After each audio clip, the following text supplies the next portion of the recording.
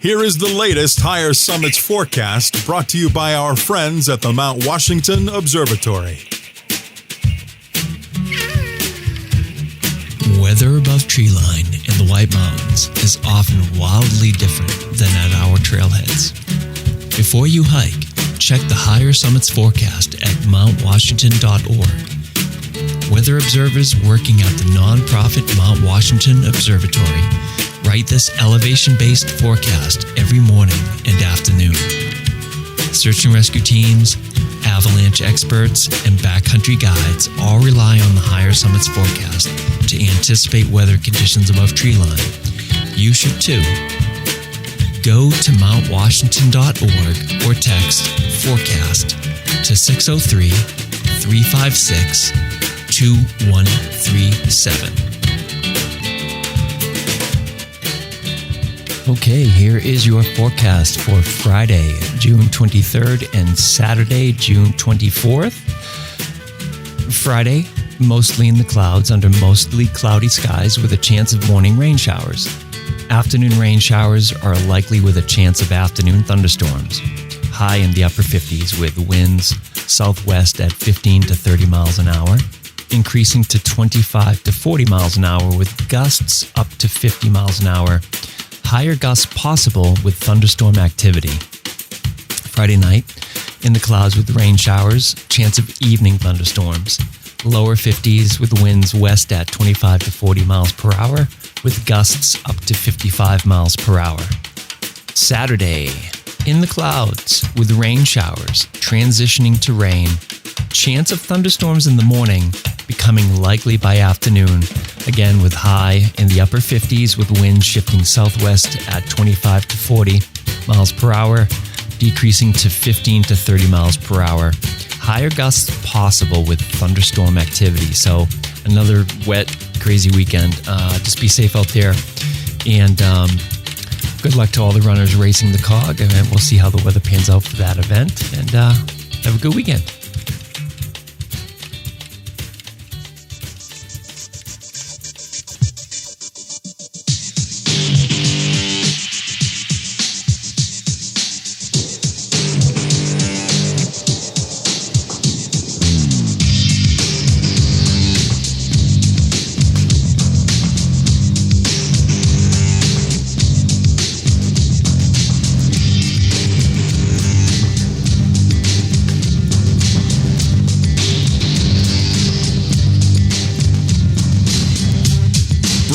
From the Woodpeckers studio in the great state of New Hampshire, welcome to the Sounds Like a Search and Rescue podcast, where we discuss all things related to hiking and search and rescue in the White Mountains of New Hampshire.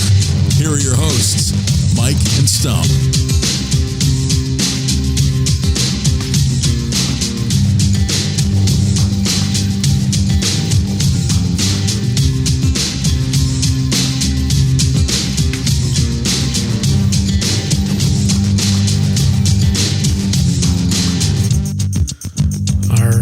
Stomp.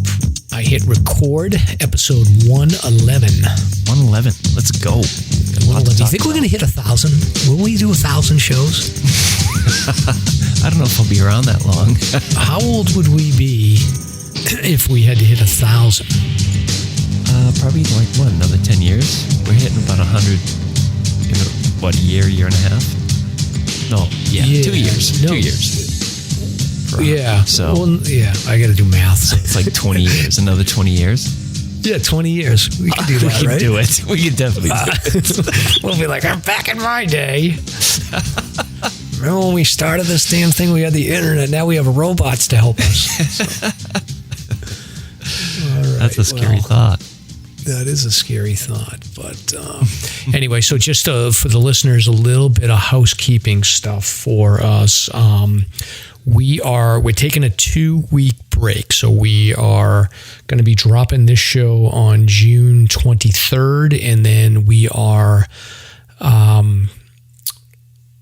not having a show on the 30th and then not having a show on the 7th. So we're going to take the 4th of July sort of period off. And then we'll be back on the 14th. Stomp, unless unless you decide randomly that you and Mrs. Stomp want to do a show, or if you want to get Steve from Reckless on, or if you want to get crazy some night, whatever you want to do. If you want to drop a surprise, I could. I was actually thinking of maybe recording the Race the Cog event. Yeah. Just like all the music and all the dialogue, and I don't know. We'll see. Yeah, there's a couple ideas. When is Race the Cog? That is tomorrow for listeners. Saturday. It's this Saturday. Oh, wow. Yep. Interesting. Well, I'm going to be out of town, unfortunately. I would love to do that race. Oh, my God. It's the coolest. In case anybody doesn't know about this, there's 3 races. They start at 8:40 or so, and then a third one for the slower folks. They start right with the cog, and they literally race the cog up the mountain. It's pretty awesome. Yeah, it's pretty cool. It's another crazy weather weekend, though, unfortunately. Storms, the whole thing. Yeah, we'll talk about the weather from last weekend for sure. But I'm just hoping, I'm going to be out of town for a little while, and then I'm just hoping I can get back to hiking. This foot thing has really screwed me up. Yeah. My sister-in-law wants to do the Presidential Traverse. She actually wants to go after, I probably shouldn't announce this, but I will. She wants to go after the fastest known time that was established by the mixed gender group. So me and her may give it a shot at the FKT. Okay. Wow. So what's going on with the toe? The toe? I don't know, Stomp. I think I probably should have gone to a doctor. It's just, it's much better now. I can put pressure on it and everything, but it just hurts when I put a sneaker on and I run. Yeah, it's just it's not a sharp pain anymore. It's just an annoying pain. So I feel like I'm going to be out of town for a little while. I'm going to relax. I'm going to rest it. And then I'm going to come back stronger and better. Gain all that weight back. Oh my God. Well, we'll see. Speaking of that, I'm cracking a beer. All right. Yeah, I got one cracking too. a beer.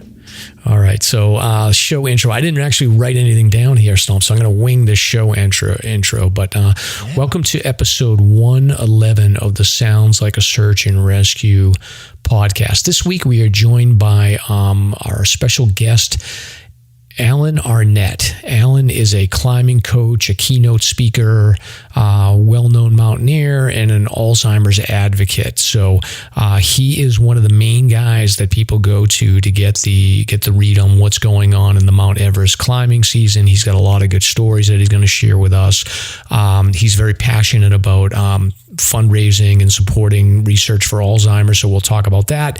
He's going to give us his perspective on the difference between the Colorado 14,000 footers and the New Hampshire 4,000 footers. So he's got a fun little perspective on that. So all this, plus we are going to be recapping Stomp's triumphant Mount Washington road race performance. So we're proud of him for that. And then we've got some recent search and rescue news that we're going to cover. So I'm Mike. And I'm Stomp. Let's get started. All right, Stomp. So what do we got here first? Alzheimer's. Oh, yeah. Do you sponsor? Yeah, this is really a neat show. We talk quite a bit about the Alzheimer's Association and all the efforts. And can't wait for you guys to hear this interview with Alan. It's amazing. It's great stuff. So, Hike to Fight Alzheimer's with 48 Peaks, a fundraising and awareness event for the Alzheimer's Association. Hike one of New Hampshire's 4,000 footers or create your own adventure. Consider joining us this summer or during the fall foliage season. Together, we will paint the mountains purple and raise vital funding to advance the care, support, and research efforts of the Alzheimer's Association. Our hope is that one day, Alzheimer's will be nothing but a memory. Learn more at alz.org/48 peaks. That's alz.org, 48, the number 48 peaks. Excellent, Stomp. So we got some feedback from listeners around our quick discussion around dehydrated meals versus real food. Matter of fact, I went to REI with my nephew. I gave him the trail name Hawaiian Punch. So we were like, he's a Boy Scout. So we getting, I was giving him the rundown on some of the gear that he needs. But we were looking at these dehydrated meals in a bag. And my wife was kind of like, oh, this looks good. It was like, some fancy meal or whatever. It's like, I don't really like them that much. But you said at least one listener came over with an update to you. Yeah. Did you see this company, Pinnacle Foods? Does that ring a bell? Doesn't ring a bell to me. I'm going to take a look at it right now. Okay. Yeah. So Christopher Haley, who's a listener, informed us that he's tired of the meals as well, but he's had some luck with Pinnacle Foods. And apparently they make a really good product. And his personal favorite, would be the penny with sausage, or penne, and Tuscan chicken. So, yeah, check them out. Maybe they're pretty good. Yeah, I'll throw a link in the show notes here. It looks like, they've got Thai peanut curry with roasted veggies and noodles, jalapeno cheddar biscuits and herb sausage gravy, and then they got sticky teriyaki chicken with garlic, asparagus, and coconut rice. If you're sharing a tent after eating that, someone's not going to be happy with you, but looks like good stuff. I'll check them out. Absolutely. So thanks for letting us know about that. Yeah, I'm probably still going to stick with my Chef Boyardee spaghetti and meatballs routine for the weekend trips. Yeah, can't go wrong. Yeah. All right, Stomp. So the other thing, you put this on here, and I've actually been fascinated by this over the last 3 days or 4 days, but the missing submarine. So there's a commercial sub called the Titan that goes down and basically takes tourists to visit the wreckage of the Titanic. And the sub, my understanding is that this sub is built using carbon fiber technology, and then on either end it's enclosed with metal caps. And I think most people that are paying attention to this sort of understand it's like really a stripped down submarine. So it's like there's no seats in it. You're sitting crisscross on the floor. There's one window that you can look out at the front, small bathroom. It's controlled by a joystick gaming device and a couple of touchscreen TVs. And unfortunately, there's been, there was some hope that they may have still been alive, but they lost contact after about 2 hours. And then there's been no contact or no sign. And then earlier today, late breaking news, they did find that there was debris from the submarine. So sounds like a instantaneous death with a catastrophic implosion, I guess, right? Yeah, that's what they're saying. That's absolutely horrible. Yeah, so horrible, but not as bad as the alternative. Which would be what? Just suffocating? Suffocating, sitting in there with five people. Sure, yeah. I can imagine this going pretty quick. I mean, you're dealing with pressures that are just extraordinary down there, so it probably happened without them perhaps even knowing. Let's just hope. But yeah, so that's it's been confirmed. It was an implosion. And it's interesting. I mean, there was a whistleblower back in 2018 that said this was a problem in these vehicles. So I don't know. We'll see what happens. There's so many headlines about just that machine not being fit for purpose, but we'll see. Yeah. And I sort of took everything with a grain of salt, listening to those comments and stuff. I was pretty shocking when I saw that, like, there was a news video of the CEO actually giving a tour of the submarine and sort of and it was pretty shocking that they were going to squeeze 5 people in there. But what really set the tone for me was that James Cameron actually came out and made some comments. Really? And he's the director of Avatar and Titanic, and he's actually been down in the Mariana Trench in I forget what they call that. Portugal, right? Or Spain? No, it's off of like the Japan, I think, is the deepest part. It's like 36,000 feet deep. And he's been down there solo. So this guy's probably one of the most experienced deep submersible people in the world. And he had said that, like, within that industry, which I'm assuming is a small fraternity of people, like, they were really concerned about the practices of this organization. So, and they were really concerned about the reliability of that particular sub, because I think that particular sub had actually gone down for 3 seasons. And my understanding is that you don't expose these submersibles frequently to that amount of pressure without some damage. So it could be that over time it just wore down, or who knows. There was another report that said, like, they were descending too quickly. They were trying to release some ballast, and that maybe that caused an issue. So who knows? Wow. Yeah. What would it take to get you to go? If you were like an unlimited rich billionaire, would you sign up for that? I would never do it. It has so many parallels to what we talk about with Alan coming up. Like, it's like, what's the kind of person that would do this kind of thing? I mean, if you think about it, they're very similar adventures, climbing Mount Everest or going 2 miles under the water. They're very similar. Like, what drives a person to do that? I would never do it. No, it's that assumption of risk that I'm not willing to take. Yeah, I'm a little too claustrophobic too, and I think that these slowly developing claustrophobic rescue stories, like we've seen these with like the Chilean miner story, the kids. And the kids in the Thailand cave, and like the kids that get stuck in wells, like, and then the people that get saved from earthquakes. They've been stuck in buildings. Like, those are like that is my worst fear of anything to do with claustrophobic stuff. Is like, I won't go near it. Just waiting. Yeah. Just waiting and waiting and waiting. It's terrible. Yeah. Yeah. That's why when the news broke that they found the debris field, I was like, you know what?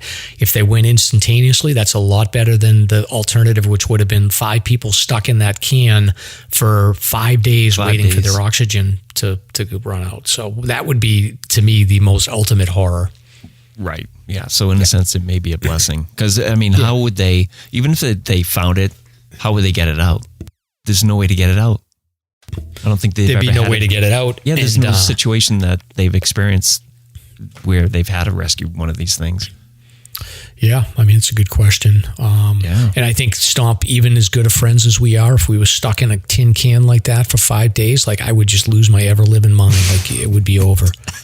You start hammering on the glass window. Oh my God. I would be like, just somebody punch a hole in this thing so we can just get it over with. So, oh my goodness. Well, anyway. Rest in peace. All right. Well, let's talk about this is your moment, Stomp. So Stomp successfully completed the Mount Washington road race in inclement weather, unprecedented rainfall, cold conditions. I sat on my butt at the start line and did nothing. This guy was out there grinding. Tracy made it up there too, so we're proud of everybody. Yeah. But can you sort of give a recap, Stomp? Give us everything. Yeah, well, I think you got to start a few days early. We had this continual buildup on the precipitation range, and it ended up topping out at about a forecast of 1.5 inches for surrounding cities, Bartlett and Gorham. And that was making me pretty nervous. And then, of course, the Mount Washington forecast came out calling for the same. And, thankfully it did ease up a little bit at the race start time. It stopped raining a little bit and seemed to brighten up a bit. But above the 4 mile mark, it was a whole different world. It was, high gusty winds and heavy rain. And a lot of runners actually got hypothermia up there, mild to moderate hypothermia, which is pretty wild. So, but that's a whole other story. I came in around 2 hours and 24 minutes. I think my best is 1:50. And then Tracy came in around what was her time? I wrote it. 2 hours and 9 minutes. So Tracy Morgan, aka Little Squirt. But it was intense. It was harder than I remembered, Mike. I mean, I trained as hard as I could on the steepest hills I could find, and it just out the window. It's like it didn't help at all. It was just so damn hard. I oscillated between running and power hiking or speed walking every, say, 100 yards or so.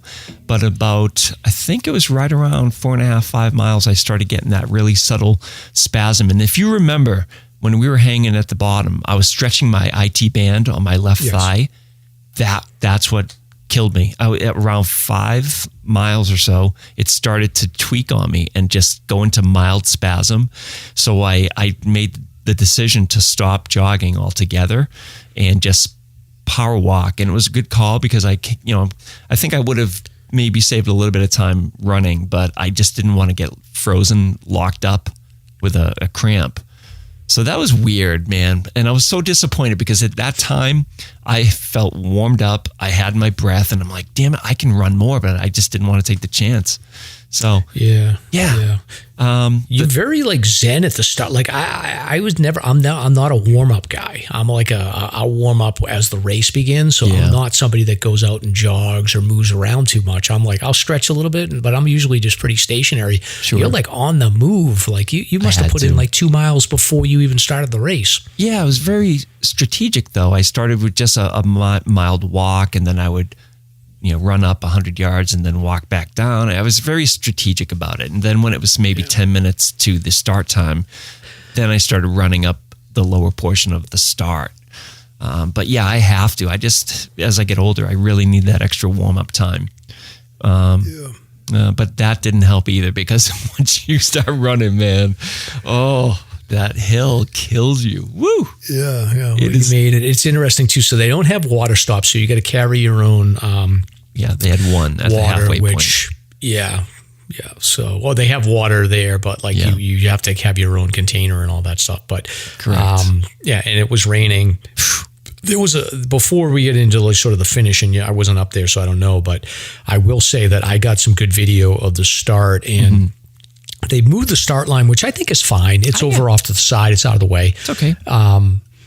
I thought that the lady who sang she's the lead singer of Reckless, which is a band, not our Reckless Brewing. I don't know if they're affiliated or not, but she did an awesome job with the national anthem. Fantastic. And then the gentleman who carries the flag and runs with the flag up every year, he was sort of in the middle of the pack of runners. So there was 1,200 runners. He was standing in between, in the middle of he was seated at 600. And when Reckless sang the national anthem, everybody turned to face the guy that's carrying the flag. He's probably on a 4-foot pole. Intense. With the flag, and I have some video and I got some pictures of it, and it was such a cool moment. It was and I feel like as a country we've sort of lost that sense of patriotism, and maybe it's just because I pay attention to a lot of the political nonsense that goes on, and it seems like we're more polarized than ever, but that moment to me was one of the best moments I can remember. I haven't felt that moment of sort of patriotism since maybe the 2013 start at the Mount Washington road race after the Boston bombings. Oh, sure. It was just a great moment. I was pumped after that, and I don't know if you felt the same way, but I was looking at it from afar, and it was awesome. From my vantage with Tracy, I did find Tracy, and we were behind. We were the last third of the roster, the lineup, and all the people were just looking at him, surrounding him and looking at him. And from where we were maybe 100 yards away. And it was just, her voice was reverberating through the mountains. Awesome. It was really a stunning, beautiful moment. Absolutely stunning. I posted that video as a story, but I'm going to post it as a reel too, just so we have it on our Instagram, because it was really an amazing moment. Pretty special. Absolutely. Very special time. Yeah, and there was one other photograph that came out of the race at the very end. There's an 82-year-old guy. I think he's run the race 41 years in a row. He's got some relationship with a young man who actually helped him towards the finish. Basically, it's a photo of them coming out of the fog, and the young man is the old man is leaning against the younger man, and they're making their way to the finish line. It's an eerie but stunning photograph. Beautiful. Yeah, just helping them along the way. Yeah. That photographer does a fantastic job. But I got to say, it was pretty much, maybe you could see 30 feet ahead of you. That's how thick the fog was. It was a northerly wind. So when you hit the former dirt section, and then the cow pasture, we were just getting blasted by wind. And it was really ghostly. The race did a great job. They had cars probably I want to say every quarter mile, and every now and then you just see a couple headlights of a car. You barely see the car and the person in it. You just see the headlights. That's how thick it was as we made our way up. And boy, what a great time. I got to say, though, it was crowded up top because everybody was getting out of that rain, trying to shelter. And I have to say, there were a lot of hikers that were up there as well, trying to support the people. So logistically, it seemed like maybe, I don't want to say they were overwhelmed up there, but some description like that may be appropriate. I think they were a little, underprepared for the crowds at the top. It was interesting. Yeah, it's tough. When you have no visibility, everything changes. What you can handle with visibility becomes difficult when you don't have it. So, but they've been doing this race for a lot of years, and there's some years that are more difficult than others. I remember running it when it was super hot, and there was a lot of people that I think were dehydrated. So it's I don't know. it's a tough one. I mean, yeah, I think this one was like right on the fence, like in terms of whether they should have halved it. And I can see that being a difficult decision to make, but otherwise I felt safe. I knew that there was help around everywhere if I got into trouble. So hats off to the whole organization for pulling it off. But boy, was it tough up there, Mike. When I came through the finish line, I went straight to the summit cone. I got my picture there. I looked like Quasimodo because I had my ultralight pack on and the blue blanket they gave me. I love that blanket. And then as I was walking down with my my mom, I found her. We were walking back down to the car eventually after changing into dry clothes. The wind chill was hitting my face and it was burning. It was stunningly cold up there. Unbelievably cold. Yeah. The second you stop moving, your core temperature is going to drop precipitously. So you really got to like get dressed and get out of those wet clothes. Yeah. Great stuff though. Great time. I'm revved up to do it again. I'm going to keep on training. I've been running still. I'm sort of back to my regular routine, adding weights back in and things I really enjoy. But I'll do it again. I was psyched. Yeah, I was crushed when you guys left. I was like, damn, I really wish I could have done this, but I know. We'll see. We'll see. I'm icing and we'll see how it goes. But you'll be fine. Moving on, Stomp, we got some sponsors here. Yeah, CS Coffee. CS Instant Coffee, your one coffee solution anywhere, anytime. Search CS Instant Coffee and do it now in prep for this backpacking season. And then also we want to give a shout out to Seek the Peak, which is also associated with the Mount Washington Observatory.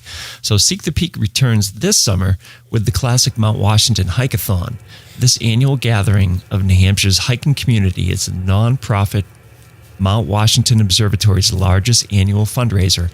Hikers raise funds, earn gear, and celebrate at our après hike party on Saturday, July 15th, with live music, food trucks, epic gear raffle, beer garden, vendors, and people who care deeply about the trails and an inclusive hiking community.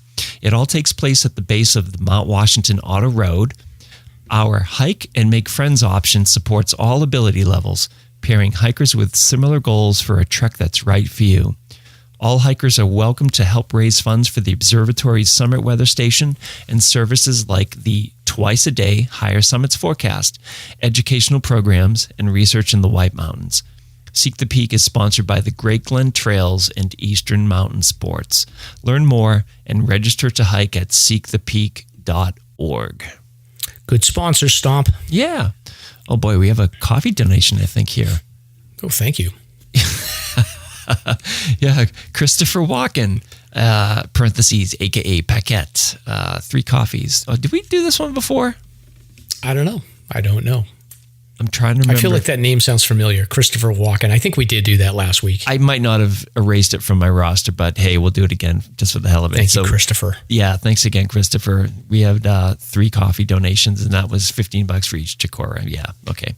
I just didn't erase it from my notes. And, you should when you do the coffee donations, you should get like a like Pink Floyd like money drop like as the audio drop behind it. Yeah, right. Yeah, that'd be awesome. I just thought of that. So anyway, adding producing elements to the show. And then we'll get sued by Roger Waters and all these other people. Well, I feel like that cha-ching sound has got to be ubiquitous. Like probably. It's got to be. Anyway, you can find something public for free, domain. I'm sure. Yeah, I'll look into it. Well, just make something. You can produce it yourself. So the beer talk is back. It's the triumphant return. Is back. I'm crushing a beer. Yeah, thank God, huh? Feels good. Yeah. I never stopped. Yeah. I kind of I fell off the way. I had a beer at Reckless, so I can't complain.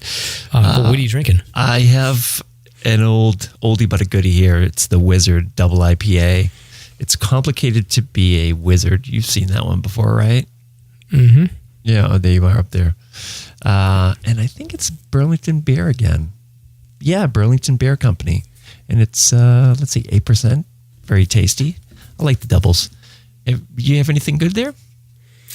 I have like the last beer that I drank, I think, on the show, and it's been sitting in my fridge. So this is Lord Hobo. Okay. 617 hazy IPA. So it's a 617 Boston area. Yeah. Okay. It's good. It's good stuff.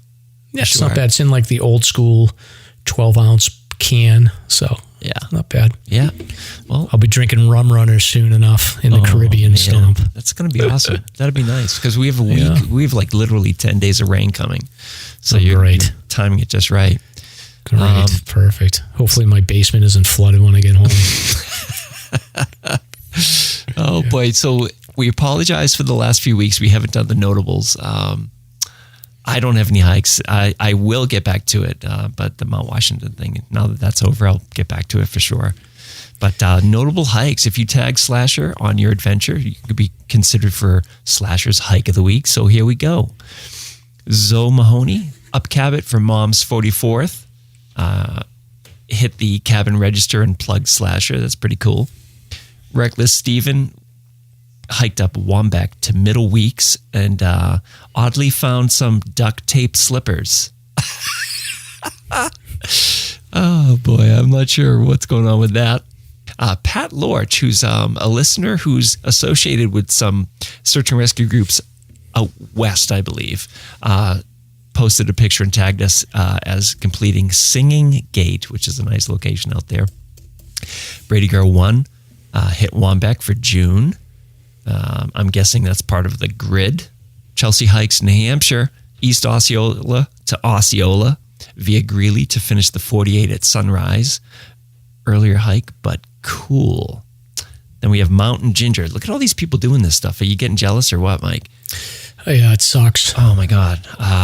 So check this out. Mountain Ginger hit Baxter to hike Mount C-O-E, South and North Brother. Rhonda Willett did Bonds for 38 to 41 for spring in 14 and a half hours. That's not a bad time for that.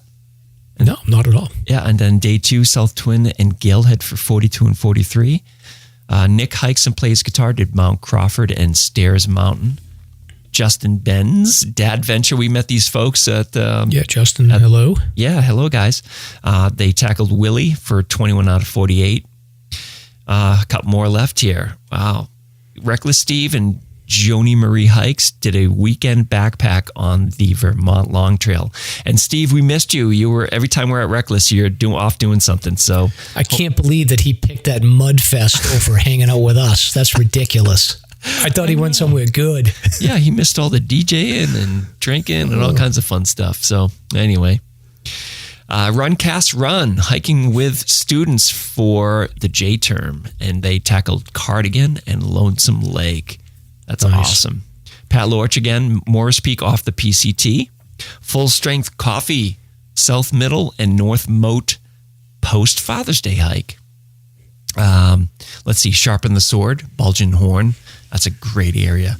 That's one spot that we're hoping to get to, Mrs. Stomp and I, Unknown Pond, just north of that. And then 2 more here. Steve Summit's single day Prezi. This is actually really cool, Mike. A single day Prezi at 8 hours and 43 minutes. And apparently, comparing to last year, he shaved off several hours for time. So that's really impressive. So nice job, Steve.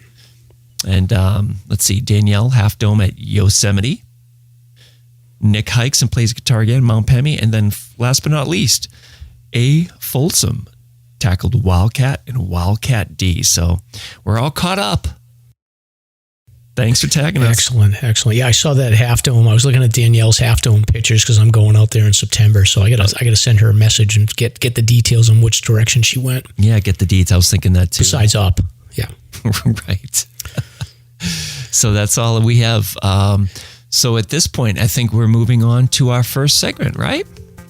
That's right. Let's move into it. We're going to talk with Alan Arnette, so we'll drop off now and catch you on the other side of the segment. All right, here we go.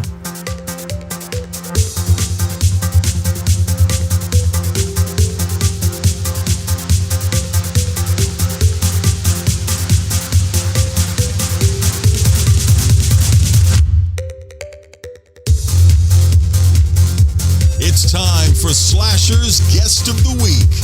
Very cool. Very cool.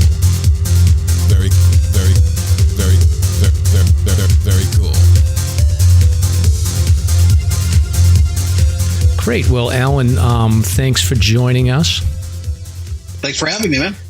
No problem. So let me do a quick introduction of you, and then I'll let you introduce yourself. Hopefully I'll do you justice here. But for the audience, we're joined by Alan Arnette. Alan is a climbing coach, keynote speaker, mountaineer, Alzheimer's advocate, hosts a podcast, great YouTube channel, a blog where he talks about a lot of topics around mountaineering.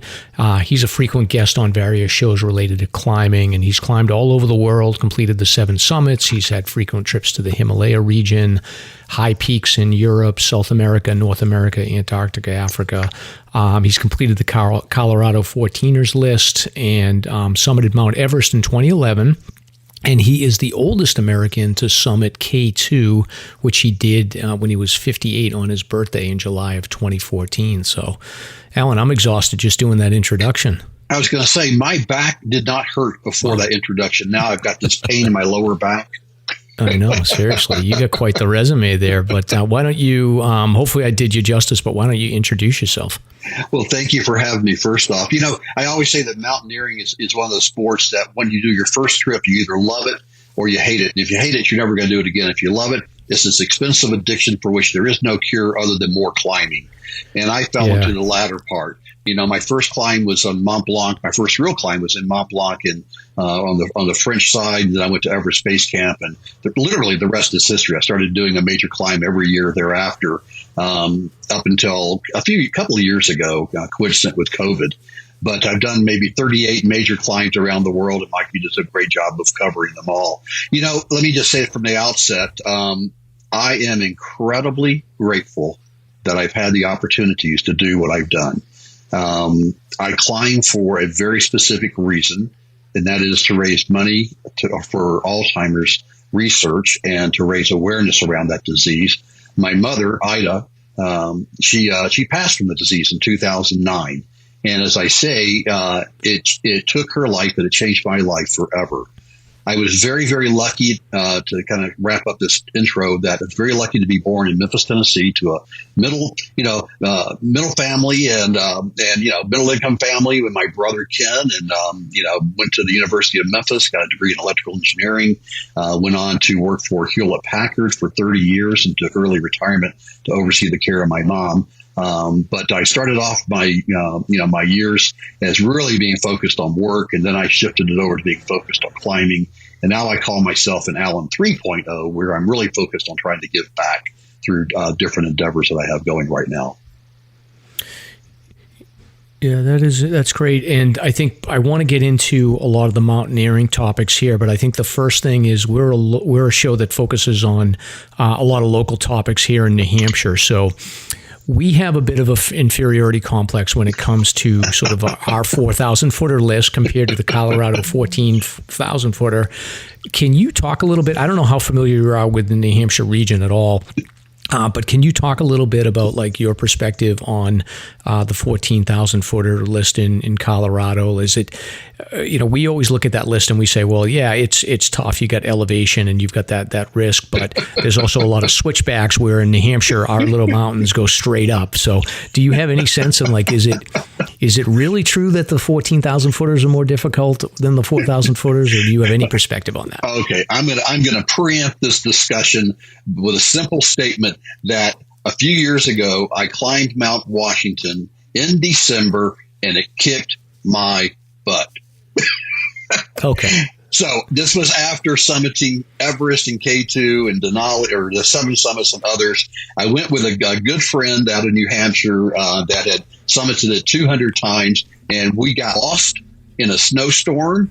Those giant cairns that you think were made by, giants from another planet proved to be our saving grace. We actually got lost. I literally almost ran into one of the houses on the summit. I promise you, I almost ran into it with my nose, but I couldn't see it. It was that type of a whiteout. And so I turned around. We ended up going back down, straight down the fall line to find the tree line, took a left and went back down. Was it Riverman's Gulch, a ravine? Tuckerman's. Tuckerman, yes, thank you. Yep. So my Colorado 14ers, I love them to death. This is my training ground. I've climbed them with repeats over 225 times. I've summited all of them. My favorite is two of them, Capitol Peak and Longs Peak. Longs Peak is 14.2 in that neighborhood. I've summited it maybe 45 times, climbed on it over 200 times. You can't beat. You're absolutely right. The trailheads start around 9,000 feet, and there's a lot of switchbacks, but it depends upon the route that you take. Just like on any mountain, you can take the standard route, or you can make up your own and get lost and almost die, and lots of good things. I've had lots of incidences here in Colorado, like getting blown over by a wind gust and breaking my leg in 3 places on an 11,000-foot mountain. So for me, it's not the size of the mountain, but it's the challenge that you're undergoing and the reason that you're there. I find joy going up my local 3,000-foot hill here where I live in Fort Collins, Colorado, with the same amount of joy as I get, climbing other big mountains around the world. The New Hampshire mountains have nothing to apologize for. So you guys ought to, you own your mountains, man. Own your mountains and get rid of this inferiority complex. They're the real deal. Yeah. I've done a little bit of stuff out west and Pacific Northwest, so I don't have as much of an inferiority complex. But what happens is a lot of the people that have climbed out west, they do like to give us a little ribbing, and we're sensitive. We're sensitive. So now, if we're going to talk about snow slopes and the quality of snow, that's a whole different discussion. Well, yeah. I apologize. Well,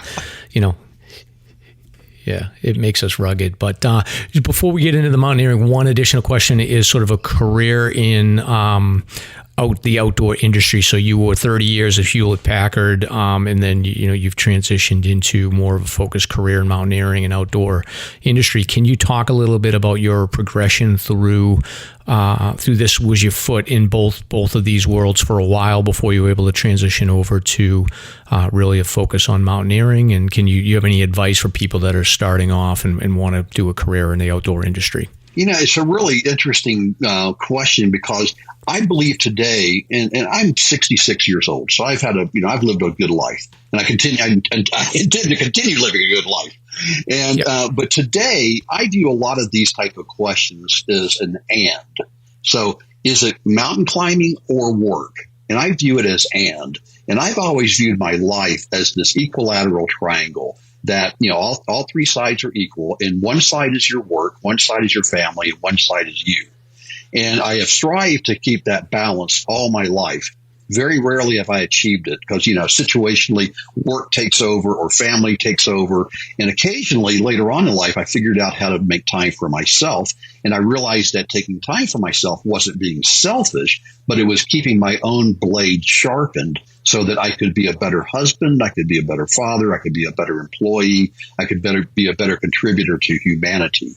So I started off I started off as a kid at age 11 delivering newspapers. Bought my first car at 16 with my newspaper money, graduated from college, got a great job with HP, did a lot of different things, had 5 distinct careers within the same company, got a chance to go live for 5 years in Europe, 2 years in Amsterdam, 3 years in Geneva, Switzerland. But there was at some point in that continuum, I discovered that I was not fulfilling some deep-seated need I had within me. And that seed had been planted on a family vacation from Memphis, Tennessee to Colorado when I was 12.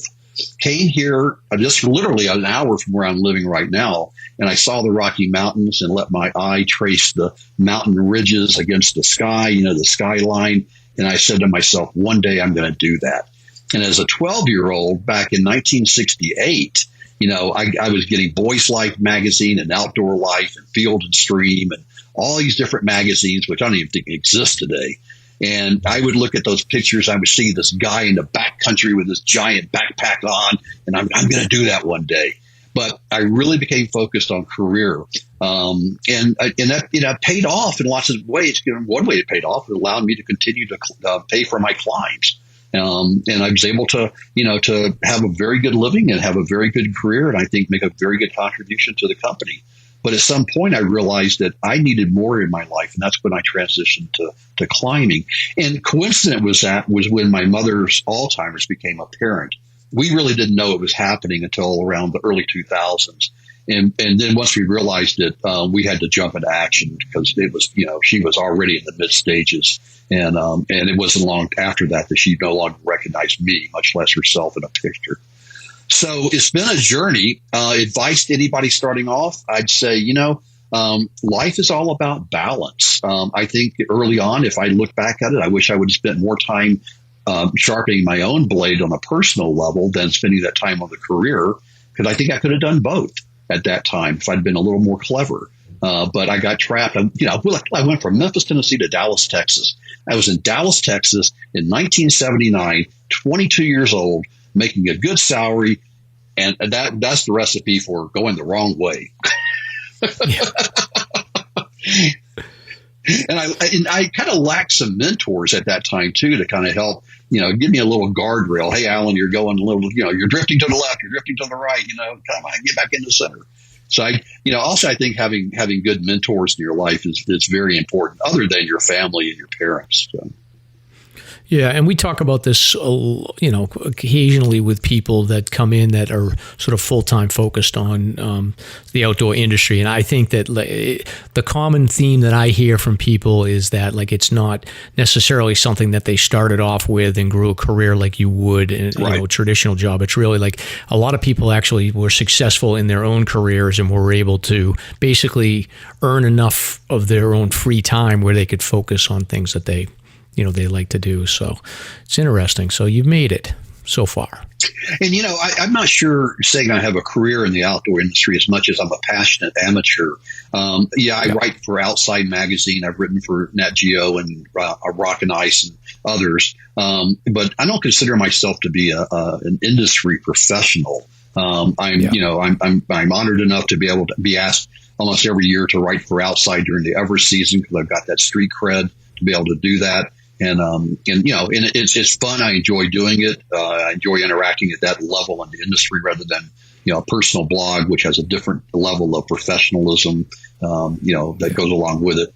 But the common denominator even there, guys, is that I think there's an integrity that comes along with any time that you do anything that goes into the public, whether it's a podcast like what you two do, or it's a blog like I do, or I write for a magazine or a newspaper, that you have a responsibility to represent whatever the subject matter is, accurately, fairly, balanced, and with integrity, and to the best of your ability, not taking sides and just really representing the facts and allowing the reader to glean their own conclusion.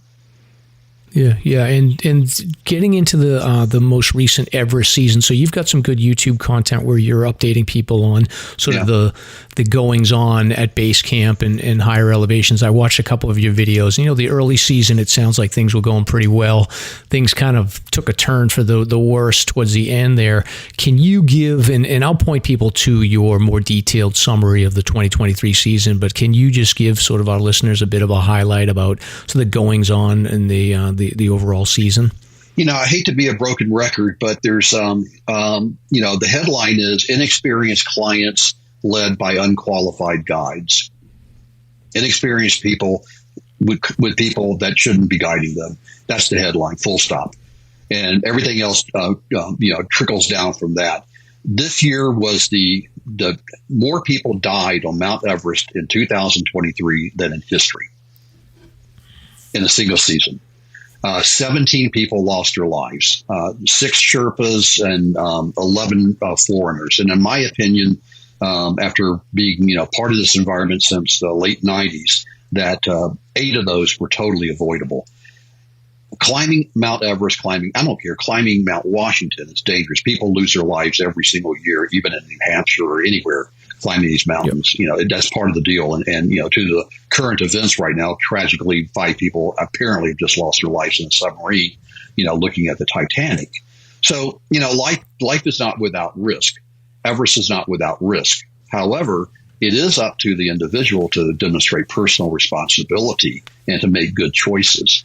And often these days, through the internet and through slick marketing, people are being seduced with lower prices and the promise that their guide, quote unquote guide, has summited Everest 15 times. And if you get in trouble, we have the resources to get you down. And by the way, you don't need to know anything because we're going to teach you everything you need to know on the mountain.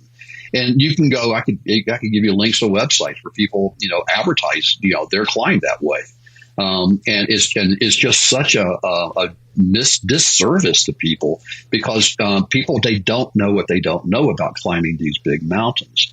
And case in point was this year that we actually had people, and this is very, very hard for non-climbers to understand, and even harder for experienced climbers to understand.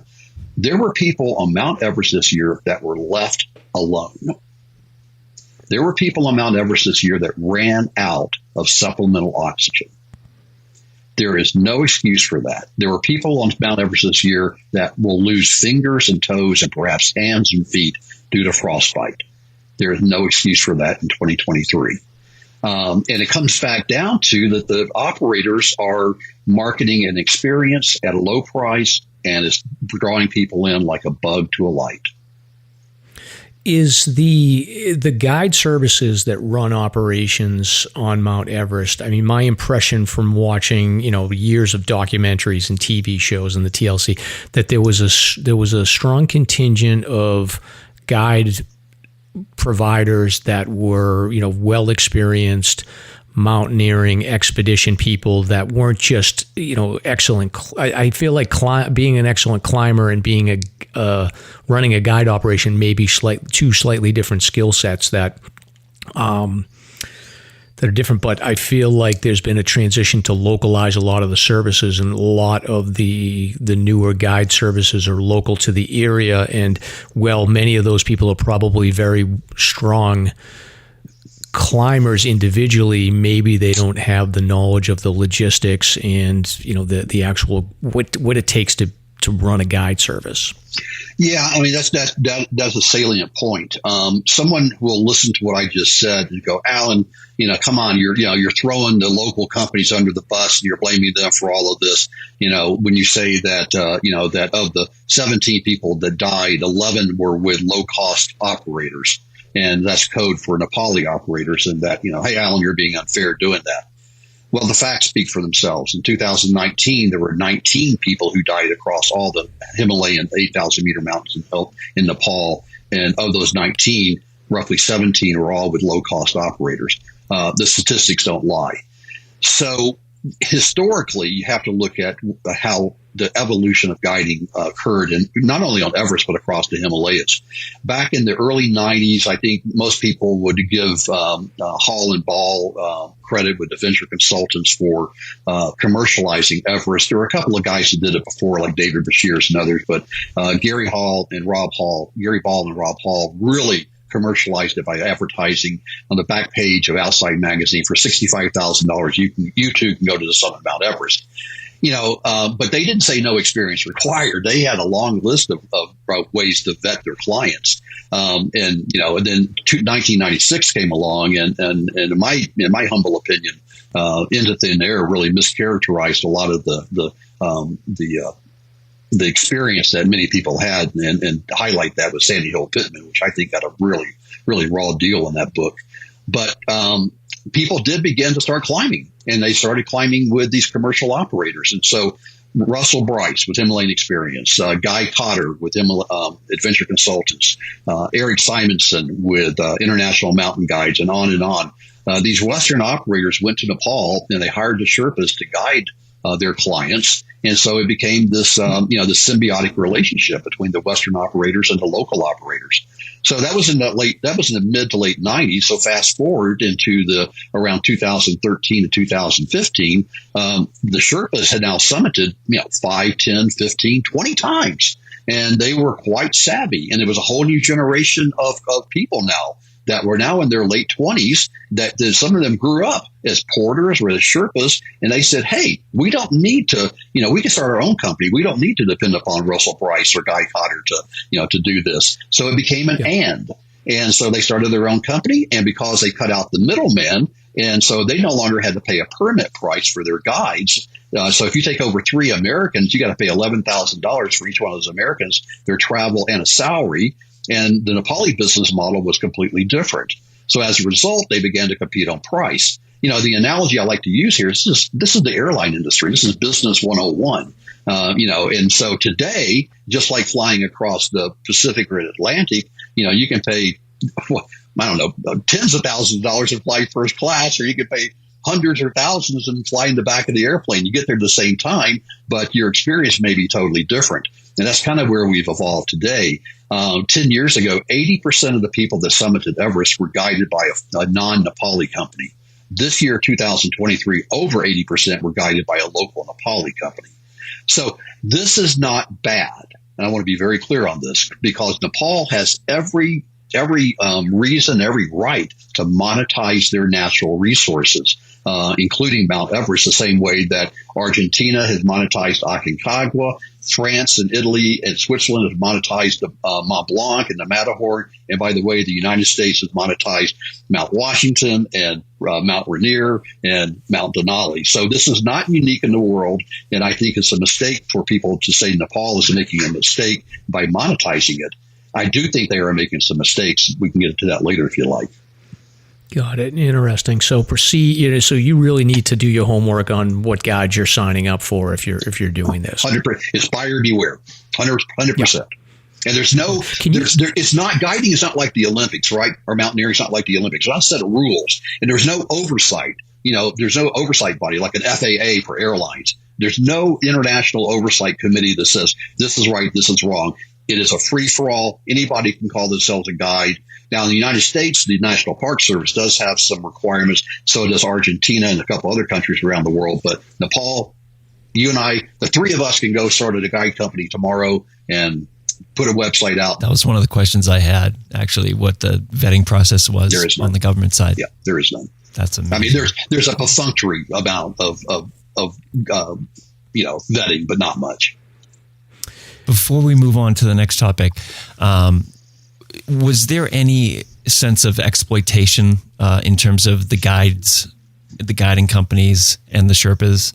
Did you get any sense of that in terms of? Yeah, certainly. I mean, the Nepali companies, one of the ways they've been able to compete on price is by either underpaying or not paying the Sherpa support at all under the guise that here, come and get a summit of Everest, it'll pad your CV.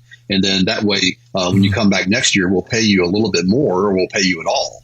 So certainly there is exploitation of the labor market, and it's mostly been doing by the local companies. The foreign companies, in my personal experience, since I've been going there since 1997, what the companies I've been listing before, they are the ones that are paying way above market rates.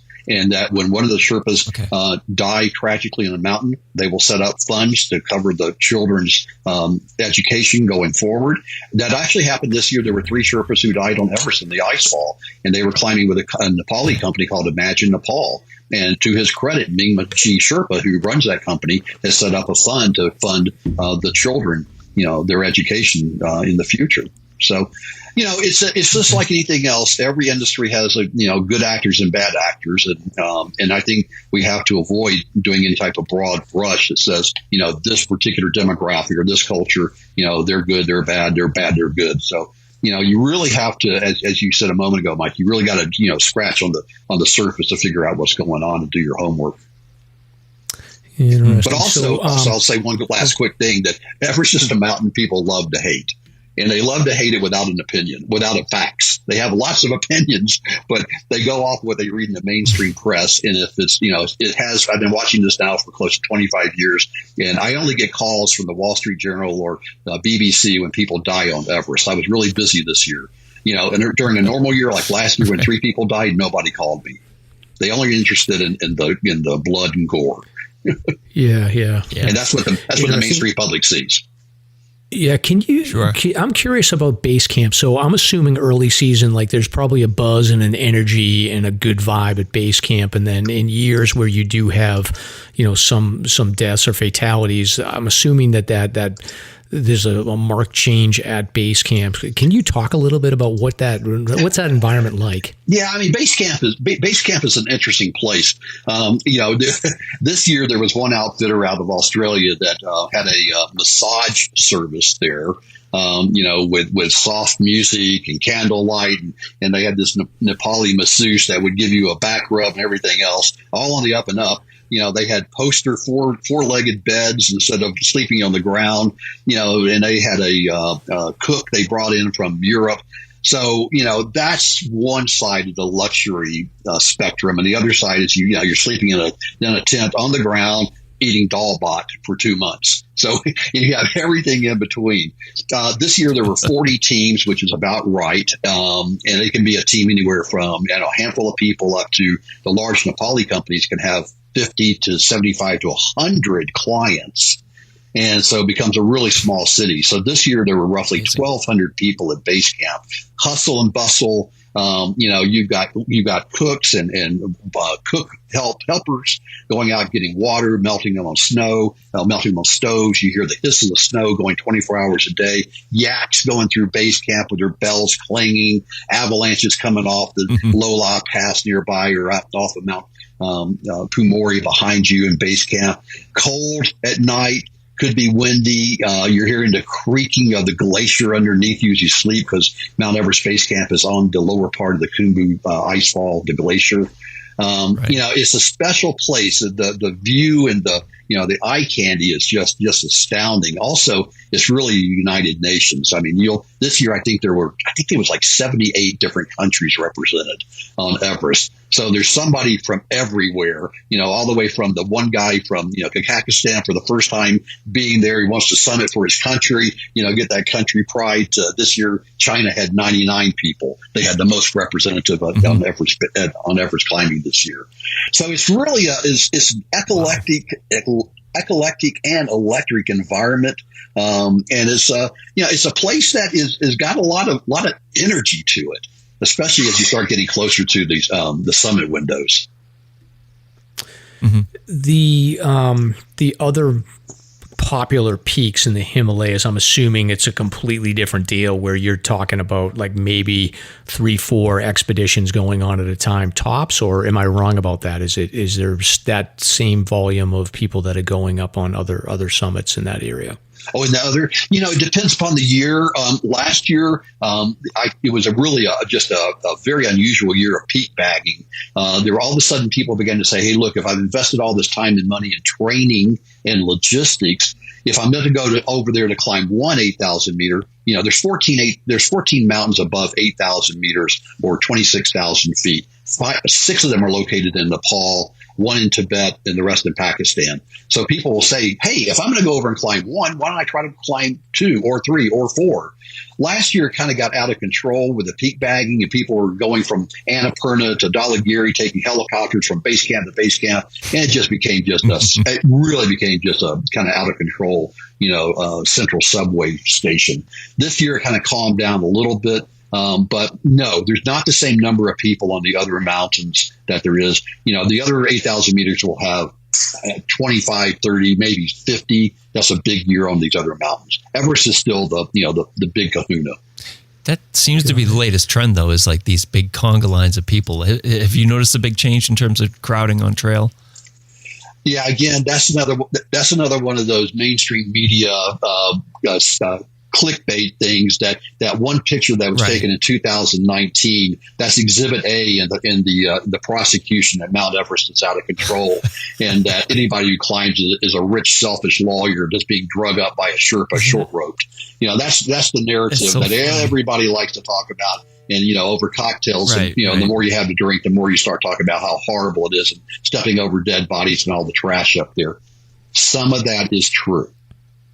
However, the picture that went viral in 2019, that was a direct result of only 3 days of suitable low winds for people to go to the summit. This year, there were 2 weeks that allowed people to go to the summit. There was a record number of permits that were issued this year. And to my knowledge, and I talked to lots of people that were on the mountain, nobody stood in a significant line this year.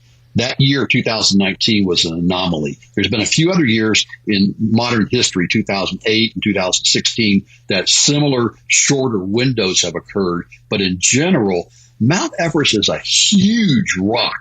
It's a huge massif, and there's lots of chances for people to spread out. And the operators in general cooperate, and they all kind of figure out who's going up when. They say, you know what, we're going to wait. We're going to let everybody else go, and then we're going to tag at the very end of the season. So there's more cooperation than people give credit for. And those lines, it's just irresponsible clickbait, in my opinion, by those that publish it without the proper context. Sure, makes sense. Now, we talk a lot, Alan, about we deal with a lot of topics when it's it's day hikers or backpackers that are getting injured. And, we collect the data on any media reported incidents that happen in New Hampshire. So we have a pretty good idea of what the main causes are. But we also talk about the need for people to get out there and get some experience so that they get sort of a fine tune on their ability to know when trouble's brewing. Right. And they know when to turn around ahead of time so that they're avoiding those incidents. Can you talk a little bit about how you get that because I feel like with mountaineering and these 8,000 meter peaks, you've invested so much time and energy and logistics and sacrifice. I would imagine the tune in your head where you're in trouble and it's time to turn around must be very difficult to listen to, given the amount of investment you've made in the time to be there. You bet. And, I've got this consulting service called Summit Coach, where I talk to people that want to get into mountaineering, but either they need some help to, flesh out all the noise out there and figure out who's the right guide and what they need to do. But there's two things I'm always talking about. One is to go and be as self-sufficient as you possibly can. And the second is that never be alone on the mountain, or never be with someone you should never be the best person on your team.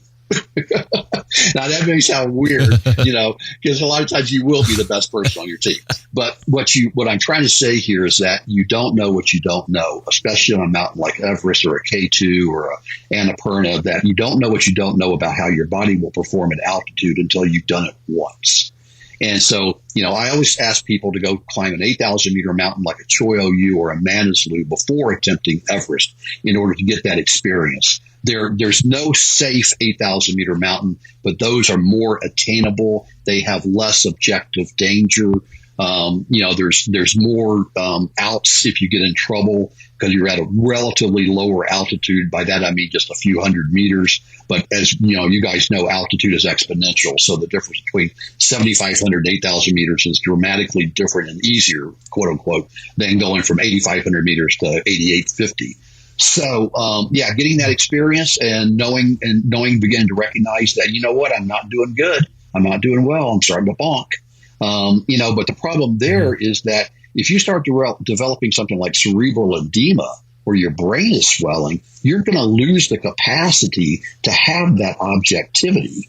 Therefore, you need to be with somebody that's observing you and saying, you know what, you're stumbling around. What's your name? What day is this? Who's the prime minister of France? Oh, well, maybe not all those questions, but some of them you would ask, trying to figure out, where your brain is at the moment. And, doing the, what is it called? The Lake Louise, scale of trying to understand what your AMS, your acute mountain sickness symptoms are, and then turning you around. Mm-hmm. And this is another problem, is that the Western operators are very good at turning people around. The Nepali operators, not so much. They tend to say, look, you have paid your money for me to get you a chance to get on the mountain and to go, and I'm not going to turn you around. That's up to you. But often you got to protect a person from themselves. Yeah, and I know India is more of a hierarchy culture. So your title and your standing matters. And I don't know enough about Nepal to know, but I would assume maybe that plays into it as well. Yeah, India is an interesting cultural. Back in 2019, there were really a very disproportionate number of Indian nationals that died on these 8,000 meter mountains. And so I did a really deep dive into it and talked to a lot of climbing mountaineers in India, experts, cultural experts, and I came away with this headline that if you're, and this is a broad generalization, so please don't think I'm picking on any one nationality or anything. But what they told me was that in India, if you go and you summit Mount Everest, you're going to come home a hero. Often you actually get cash bonuses and even land, and sometimes government positions, jobs like in the police force or in the government. So if you summit, you're a hero. If you go and you die, you're a martyr. And so you're still honored by your family for generations. So in some ways, it doesn't matter what the result is. It's still going to have, in a kind of a strange way, a positive outcome. So as a result, a lot of especially the younger Indians, are going in willing to roll that dice and to take that risk, feeling that either way they're going to, their family will be okay with it, which obviously is horribly tragic. When these families lose their, especially the kids in their 20s on these mountains, especially when it can be avoided. Yeah, it is crazy. So, Alan, I did want to. I wanted to dig into a little bit. So you climbed what is known as, by reputation, the deadliest 8,000-meter K2 when you were 58 years old. Can you talk about your calculation in, deciding to go for K2 and a little bit of a sort of a highlight of that trip? Yeah, as I said in the onset, that I have been incredibly fortunate and grateful to have these opportunities, and I've had some wonderful people in my life that have been able, to be mentors to me and help me learn the basics and to where I could be as self-sufficient as possible on these big mountains, given I'm not a professional mountaineer. But that said, I had summited Everest, and I did the 7 summits that year in 2011. It was a great experience. I was climbing that year to raise money and awareness around Alzheimer's. I called it the 7 Summits for Alzheimer's. So when I got finished with that, I came home and I was going like, okay, well, what now? So the next year I went down to Peru and I did Alpamayo, just which was a beautifully fluted, steep, technical ice climb. And then the next year I did Manaslu in Nepal. And it was on that climb that Phil Crampton of Altitude Junkie said, hey, Alan, you did pretty well on Manaslu. You did great on Everest. You're in great shape. If you ever thought about K2, now's the time to do it before you get too old. And I'm like, wow, Phil, I never even thought about it because, I can't go climb K2. I'm not that good. Also, hey, look, I'm 57 years old. I came home, I started thinking about it, and a lot of things just kind of fell into place for me. The universe kind of said, no, look, go try this. And I came up with this tagline that said, climbing the world's hardest mountain to address the world's hardest disease. And arguably, both of those are not true. There's other mountains that are lower and harder than K2, and there's equally horribly tragic other diseases than Alzheimer's, that affect people tragically. But, for me, those two were linked. And by this time in my life, I developed what I call my passion and purpose, that my passion was mountain climbing and my purpose was being an Alzheimer's advocate. So I thought, well, why not? And I have this firm philosophy in life, 2 things. One is that when windows open up in your life, you have an obligation to jump through it. I mean, you may fall on your face, but you have an absolute obligation to jump through that window. And the second one is when people ask me, well, aren't you afraid of dying on these mountains? And I developed this answer a long time ago, and I stand by it today, decades later, is that if you live your life trying to avoid death, you're already dead. So I was not afraid. I've never been afraid of dying on the mountains. And so K2 came into focus. A sponsor emerged out of nowhere that helped me to underwrite the cost. Garrett Madison, that he had never been there. He runs at that time it's relatively new, Madison Mountaineering. He'd never been there, and he was looking for a handful of qualified people to go. So we kind of went as a ragtag group of not a technically commercial climb, but still, he's an outstanding guide in logistics. And I was able to get Kami Sherpa, whom I summited Everest with, to come along, and also Kami Rita Sherpa joined us. And currently Kami Rita has the record for the most Everest summits at 29. So this was a world-class team. And, we got there, and I tell you what, it was one of the most difficult, challenging experiences of my life, where I almost lost my life. But I kept going back to my purpose of why I was climbing, and that was my cause of Alzheimer's. And it allowed me to dig deep and to go to a place in my essence I didn't even know existed. And I think it came full circle to understanding what my why was and pushing myself in a way that I'd never been able to do it, because it wasn't about me.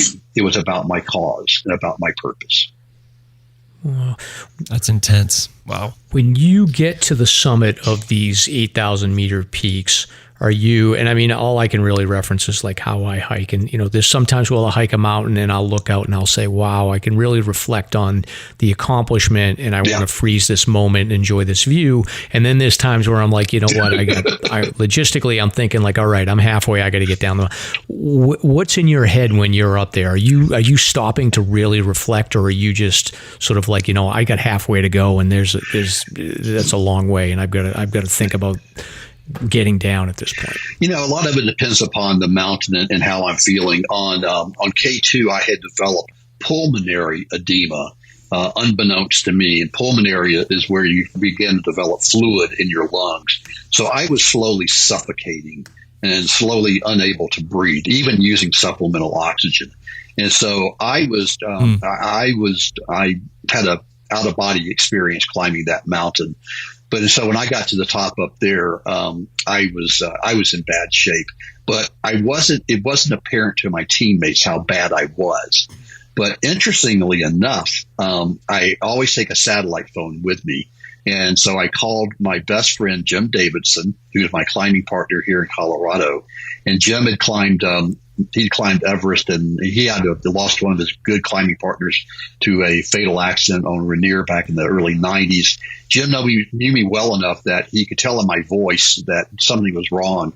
And as we were hanging up, he said, I'm just like going, I made a jump, but I'm really struggling.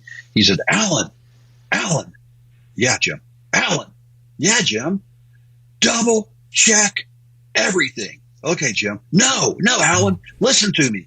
Double check everything. Okay. All right, Jim, I got it. Well, his words were really present because as I was going down, I got separated from the team, and it happens on these big mountains. You get separated, and I was climbing by myself, and I was, 27 and change 1,000 feet, and at a rappel, at an anchor, and I misrigged my rappel. I didn't put the bight of the rope through the carabiner. I only put it through my figure 8. But thankfully, because I had the experience and was in my muscle memory, when I came up to the anchor, I took my safety and put it into a bight on the anchor. So when I leaned back to test it again for muscle memory, I fell back. And if I had not put that safety in, I would not be here today. I would be listed as one of those that's disappeared on K2. So I tell you that story. Your question was, how do you feel when you're on the summit? So sometimes, like on Everest, because it was my 4th time to try it and I finally made it, I became a bowl of mashed potatoes. I was just sobbing and thinking about my mom and thinking about, I'd finally done it and feeling very happy. But also the pragmatic side of me is very task oriented. I got to get down, get calories, get water into me. Got to get down. I only got so much oxygen on the Everest. Other mountains like an Ama de Blanc, which is around 20,000, 22,000 feet. Got up there. I looked around and took it all in. I could see Makalu and Everest for the first time.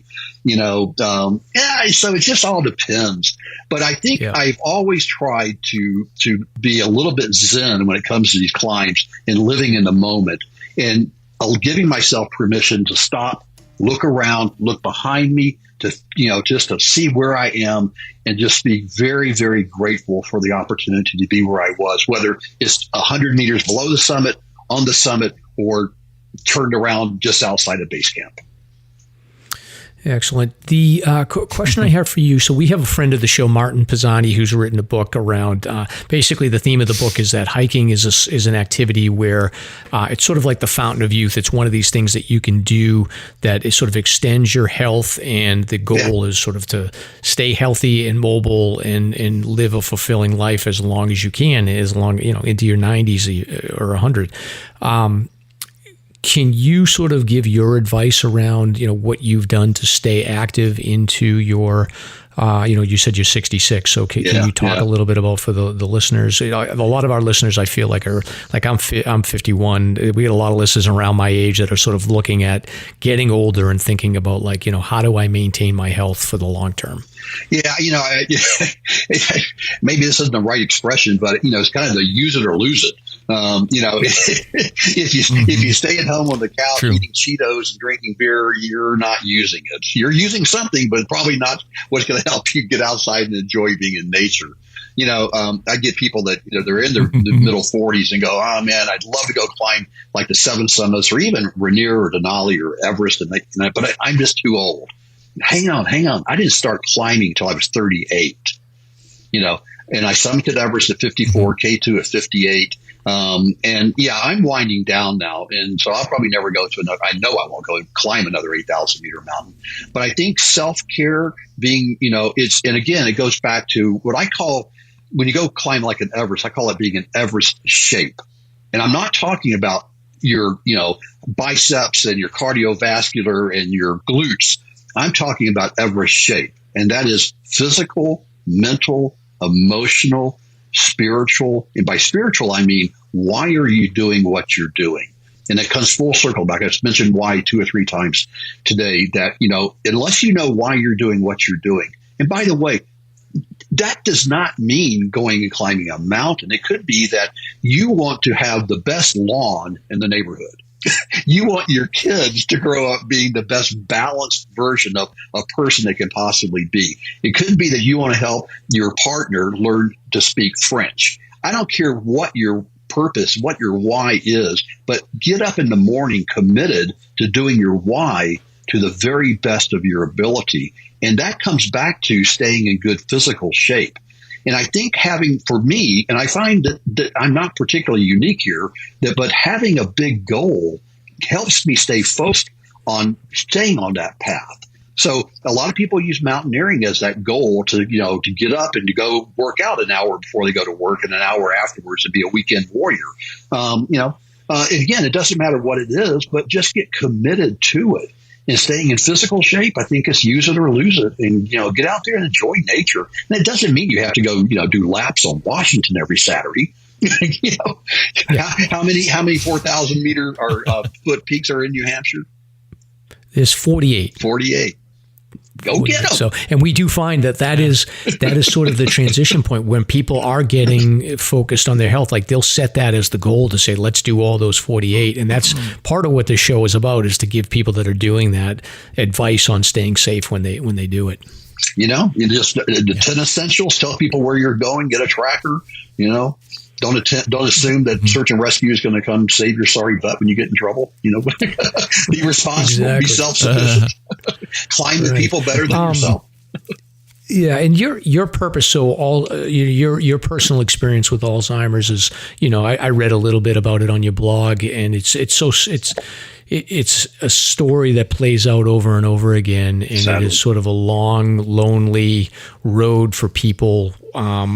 Not only those suffering with Alzheimer's, but the family and the support that you get. And it's very difficult, I think, for people that haven't gone through it or are not going through it to sort of understand just how lonely and difficult that road can be for the families. But can you talk a little bit about, for anybody that is listening to this show that's going through this journey now? Yeah. And I'm starting to see it more and more as I'm getting into my 50s. Right. My friends' parents are getting to be that age, and can you talk a little bit about or reflect a little bit about like how impactful this is to families? Well, thank you for that question. Thank you very, very much for it, because my purpose in life is not being a mountain climber, but trying to advocate on behalf of people that can't advocate for themselves. My mom, she was the memory keeper in our family. She had 9 brothers and sisters. 5 of her sisters also died from Alzheimer's. So, who knows if I'll get it. I've been tested. I don't have the obvious genes for it, but that doesn't mean I won't get it. So I'm cherishing every day of my life. Those people that are in caregiver situations, especially family members, I call you the silent victim. Because often you give up your job, you mortgage the house in order to keep your loved one at home as long as possible until it just physically they can't do it anymore. But you are the silent victim. And most importantly is please know that you're not alone. There are many resources out there. The Alzheimer's Association does yeoman's work in having lots of community organizations that runs classes on how to be a caregiver. how to deal with depression. Depression amongst caregivers for people with Alzheimer's is significantly higher than in the general public. It's one of those diseases that my mom, she was just in this moment of zen for like the last 2 or 3 years. She was happy as a clam. It didn't matter what was going on. And I could always get her to laugh and we could joke and I had a great time with her, and she had no idea who I was towards the end. But for me, I would get in the car and just tears would just flow after leaving her, because it became obvious that the best place for her was in a facility. I was in Colorado. She was in Tennessee. She had a great church group around there to support her. Her family, most of her family were still living at that point. So that was the right thing to do at that time. But trying to keep your loved one at home as long as possible is often what they prefer, even though there'll become a point where they don't really understand what's going on. And maybe the best thing for you as a caregiver is to get help. That's the other thing too, is just don't be afraid to ask for help. I think that's something in our society, especially amongst men, that we think that, we're supposed to carry these burdens all ourselves. And that's not true. That's never been true. It never will be true. And if you're a single child of a parent with Alzheimer's, then there's other people that you can get to help. Hopefully family members will step in. But, in my case, my brother and I became estranged over my mother's Alzheimer's, and we haven't spoken in 13 years. It rips families apart. It's a devastating experience all the way across. And I'm just, I'm so happy that today that the funding for research has increased to close to $3 billion through the National Institutes of Health. Eli Lilly just announced a phase 3 clinical trial result, which looks very promising. It still has a long way to go to being, proven safe for the general population. But, we're making progress. And I think we're also learning that Alzheimer's is very similar to like heart disease. It begins to develop 20 to 30 years before you become symptomatic. And that's a real big aha in understanding how to prevent this for future generations. And finally, when I saw my mom go through this, I made a vow to her, which became in full circle when I was on K2. And that was that I was not going to let Alan Arnette's death from Alzheimer's become just another number on a long list of people taken by this disease. And I was going to do everything I could to honor her life, raise awareness, and raise money for this disease. And that's become my life purpose since 2009. Well, that's inspiring. And we have we partnered with the Alzheimer's Association for their longest day fundraiser here in New Hampshire. So they do a fundraiser where, matter of fact, it's they will basically have teams that will hike the 4,000 footers or any other mountains. Last weekend was their official date, but we had another event on June 10th. So we always include that in our show notes. But is there anything that you want us to or anything you want to highlight to our listeners around fundraising or how they can contribute to you for Alzheimer's?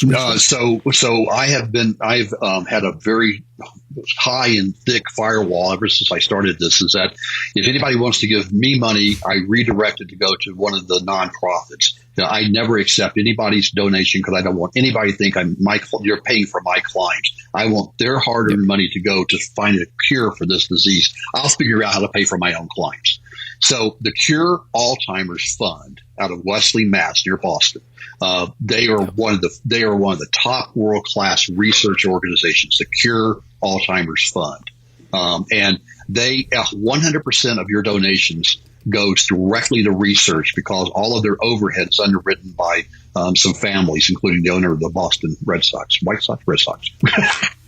Red Sox. How dare you, Alan? How dare I beg forgiveness. That's great. So the Cure Alzheimer's Fund is absolutely fantastic.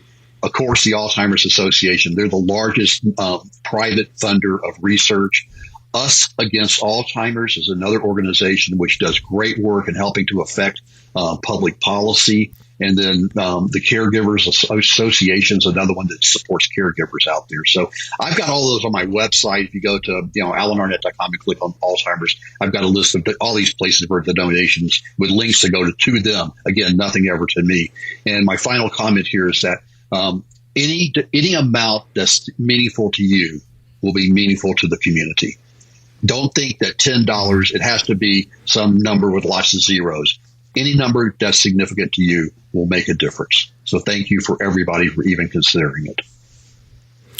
Well, thank you so much for joining us, Alan. 55 minutes. You said it was going to be 5 hours, and we came in under an hour. Well, when I saw this list, I'm going, oh my gosh, we could talk for days. Did you say, so you said you're done with the big 8,000 meter stuff. You're going to stick a little lower. Yeah. I could spend the rest of my life climbing here in Colorado and not knock out. We've got, I don't know what it is, 700 or 800 mountains that are above 10,000 feet. So I could spend the rest of my life just going up and down these guys. Well, the next time you come to New Hampshire, forget about that guy that brought you up there in December in a blizzard. We're going to take you up on a bluebird day when it's nice and warm. That's not a friend. What's he doing to you? We're going to get you up there. Can we have hot cocoa and drive down? Yeah, we could do that too. So that would be. But again, that's funny. Yeah, Alan, thank you so much for joining us, and we'll include all the details in the show notes. And it's been great talking to you. Thank you both very much. I really appreciate the opportunity. It's been fun.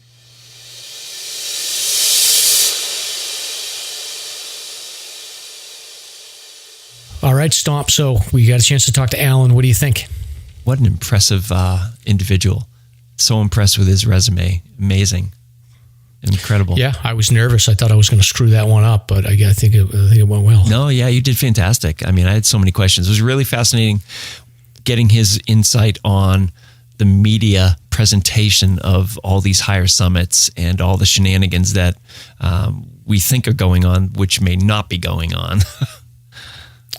Yeah. It was fascinating, and I'd love to get him back on again in the future. So we'll have to see, next time, maybe we can do a collaboration with the Alzheimer's and Longest Day Hike or something, and get him back on, because it was really fascinating. Yeah, intense. Yeah, we'll definitely have him back. It was really great.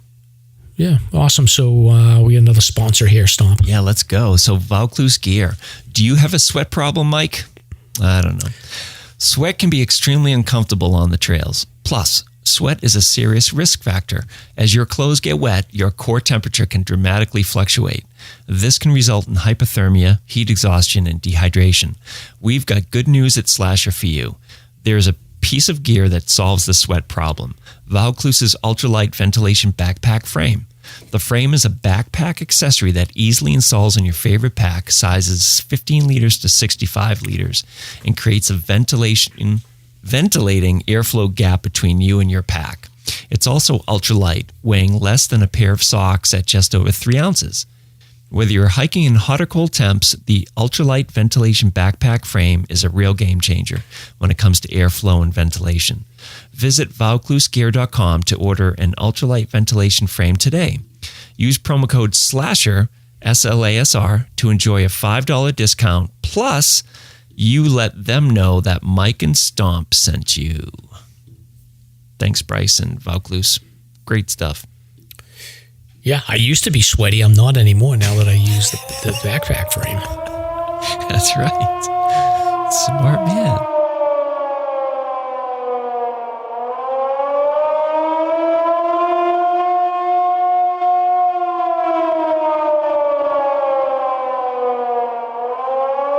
All right, Stomp. So, search and rescue news. So we're going to wrap up the show here with search and rescue news. So first article is a national story. This is a rough one. Yeah, can't imagine. Yeah, this one. 4,000 foot fall to this gentleman's death. So man falls more than 4,000 feet from Grand Canyon skywalk to his death. So they're investigating the cause here of what happened. But this was a 33-year-old gentleman who plummeted from the Grand Canyon skywalk attraction, which is it's just basically like this walkway that extends out over the Grand Canyon. And I think my understanding of this, so I've been out to the Grand Canyon. I did not go down to this section because it's basically farther down. It's run by like one of the local tribes, and I have no interest in going over a glass walkway to be hovering over thousands of feet anyway. So assumption risk.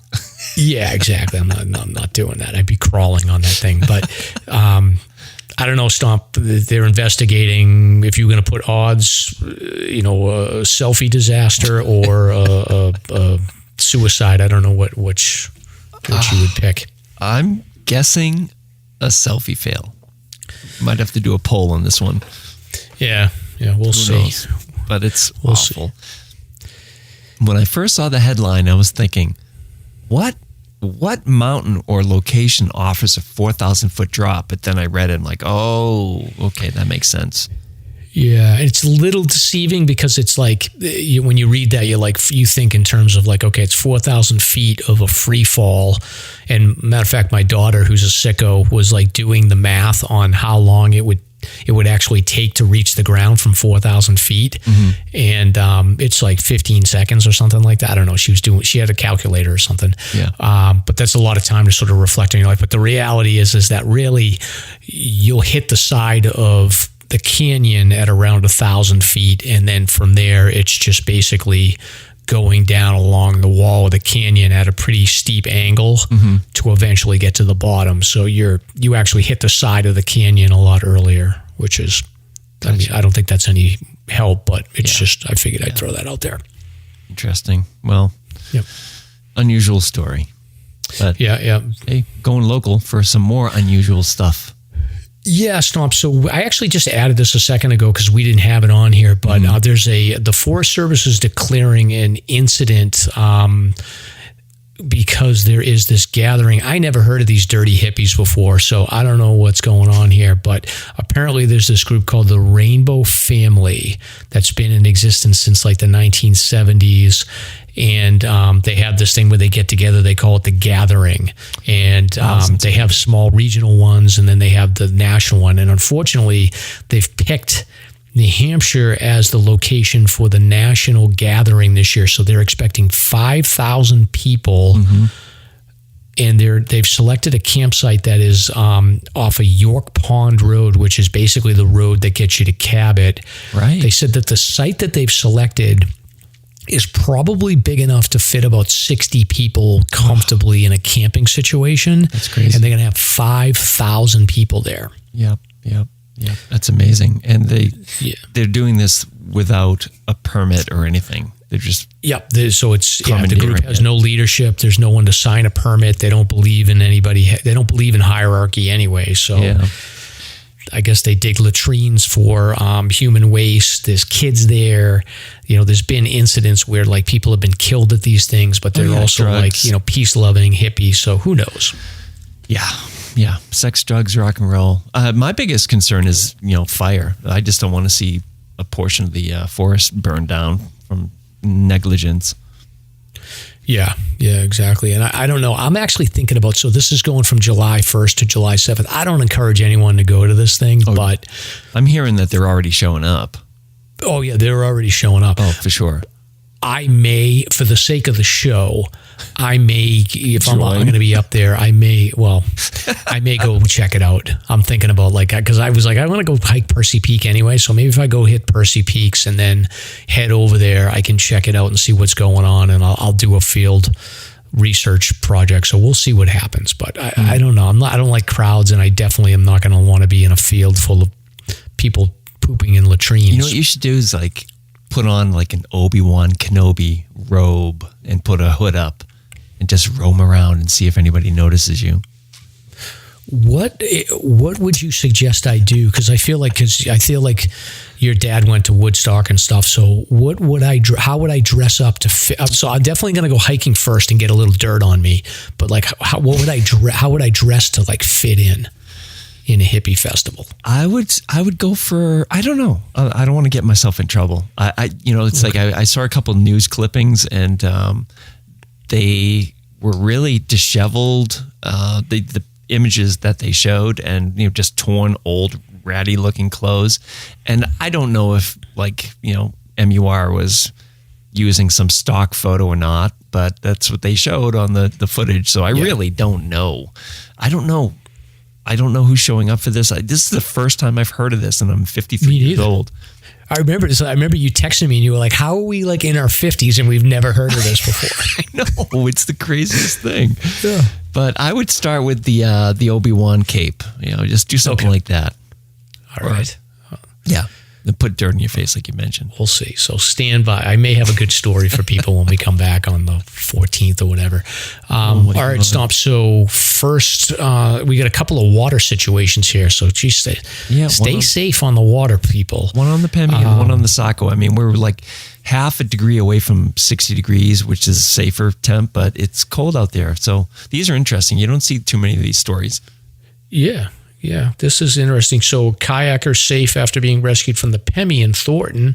So Campton Thornton Fire Rescue crews were called to the river at 12:30 on a Thursday following a report that a woman had fallen out of her kayak and was clinging to a tree.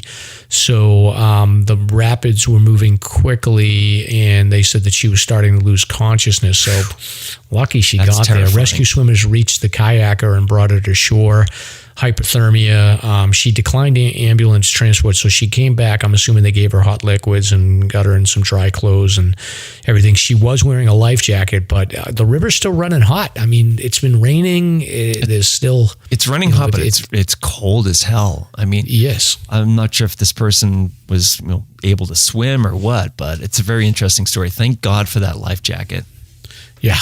Yeah, exactly. Yeah. And then this next one, Saco River in Bartlett. Again, that's another area where the Saco can run hot. It's still pretty early in the season for this. And you need that hot weather to like get the water to dissipate so that it sort of gets a little bit lower. But Thompson and his son had launched their kayaks in the Saco River. So across from Diana's Bath in that area down there, like that's a lot of people kind of pull off the road on West Side Road and hop in there. So it's a pretty common place, but they were going to paddle downstream. But after putting in 69-year-old guy and his son both capsized their kayaks in a rough section of the river. The son made it back to his kayak, but the older gentleman lost his kayak and swam to shore. He was seen around 2 p.m. walking on the shore towards the direction of Route 16. Members of North Conway Fire and Police, Center Conway Fire and Fish and Game, they had to do a search for this guy. Eventually, they found him at 11 p.m. using a drone operated by Center Conway Fire. They located a heat source on an island in the river on the Bartlett side, and they were able to access the island with a rubber rescue boat and save the guy. So, quite an adventure. Yep. Just shocked. Yep. Yeah. It's, I don't know. It's the summer solstice, yesterday? This is going to be a cold, wet summer. I don't know. I think we'll have cold water for another couple weeks. Yeah, it's ramping up that way right now. But I'm hoping that we have this cold, rainy June and it freezes up to get into a ridiculous heat wave of July. That'd be nice. Yeah. We shall see how it goes. But I'm looking at my local weather here, and you're right. It's nothing but rain from Saturday to Thursday next week. Yeah, and half an inch a day. Yeah. Well, Incredible. Not that much down here in Massachusetts, but it's still. All right. Next one, injured hiker carried off Mount Kearsarge. So this happened on Friday, June 16th. Around 1:45 in the afternoon, CO conservation officers were notified of an injured hiker on the Barlow Trail of Mount Kearsarge. So that's one of the main trails up there. 71-year-old gentleman from Mass suffered non-life-threatening injuries after slipping on wet rocks as he descended the trail. So he's coming down. Rescue crews carried the gentleman off the mountain and arrived at the trailhead around 4 p.m. So that's not a bad place to get in trouble. I mean, you're pretty close to, it's not a long trail, and you're pretty close to the parking lot, and there's a lot of people around. So, Gotcha. Yeah, there's so many Kearsarges. Yeah. This is the one down in Wilmot. So this is the southern Kearsarge. So, but the gentleman was taken by family members to have his injury evaluated. Good. Next one here is on same June 16th. I think that was Friday. Bartlett Jackson Ambulance and the various Jackson and Bartlett and Lakes Region and Androscoggin SAR teams and Fish and Game responded to Iron Mountain for a hiker reportedly experiencing a medical condition. So first responders located this hiker from Hampton, New Hampshire, about a half a mile from the summit. So he was in there of Iron Mountain on the Iron Mountain Trail. So this gentleman had suffered a medical emergency. However, after rest, he was able to walk with assistance to the trailhead. Heavy rain and thunderstorms during this rescue operation. So a call came in at 11 a.m. He was having a medical issue. That's always a little bit scary. You never know what's going on there, if there's AFib or whatever. Didn't give any details on it, but you want to be careful if you're not feeling great. Rescuers reached the trailhead at approximately 2:30 to get the gentleman back. So it sounds like he was able to walk under his own power. So, yeah. That's all that was there on that one, but probably just a little bit of a scary moment for the guy. Yeah, especially with the weather. Yeah. And then this next one here is on the Appalachian Trail, Mount Cube. So on June 15th, injured hiker came in near the summit of Mount Cube. So this is a 48-year-old woman has sustained an injury after falling on wet, slippery rocks.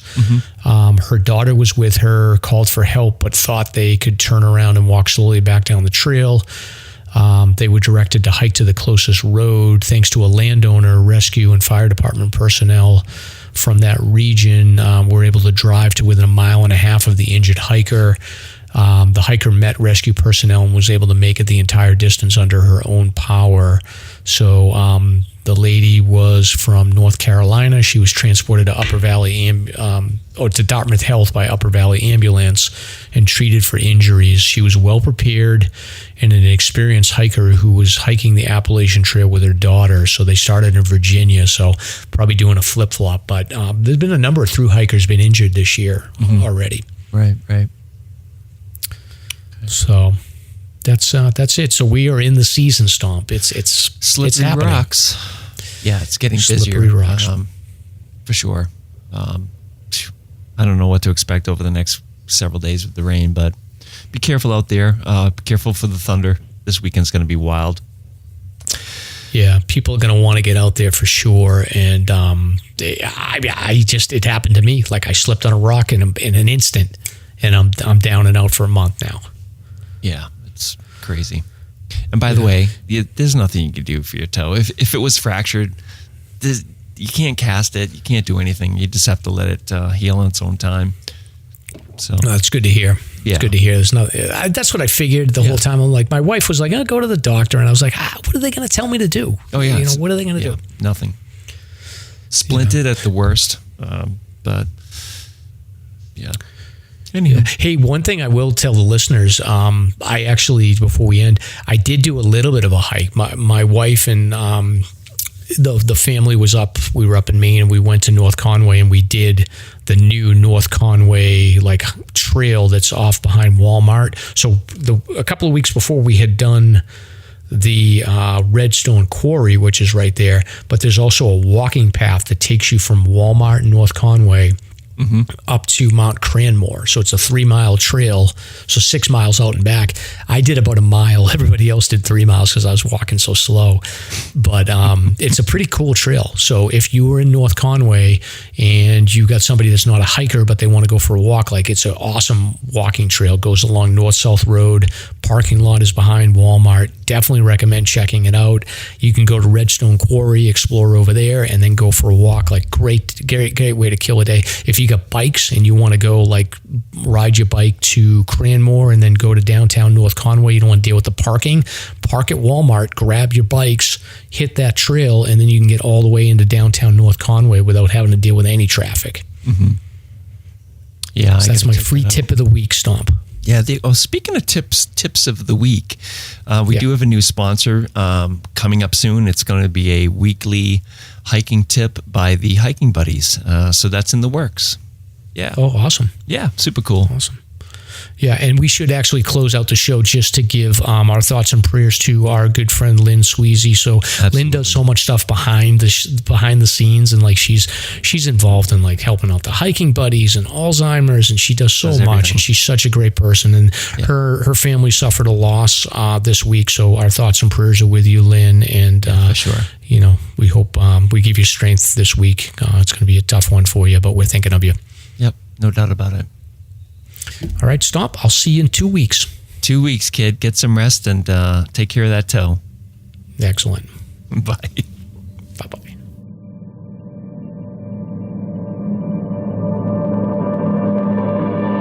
Thank you for listening. If you enjoyed the show, you can subscribe on Apple Podcasts, Spotify, Podbean, YouTube, or wherever you listen to podcasts. If you want to learn more about the topics covered in today's show, please check out the show notes and safety information at SLASRPodcast.com. That's SLASR podcast.com. You can also follow the show on Facebook and Instagram. We hope you'll join us next week for another great show. Until then, on behalf of Mike and Stomp, get out there and crush some mega peaks. Now covered in scratches, blisters, and bug bites, Chris Staff wanted to complete his most challenging day hike ever. Fish and Game officers say the hiker from Florida activated an emergency beacon yesterday morning. He was hiking along the Appalachian Trail when the weather started to get worse. Officials say the snow was piled up to 3 feet in some spots, and there was a wind chill of -1 degree. And there's 3 words that describe this race. Do we all know what they are? Only one hill! Lieutenant James Nealon, New Hampshire Fish and Game. Lieutenant, thanks for being with us today. Thanks for having me.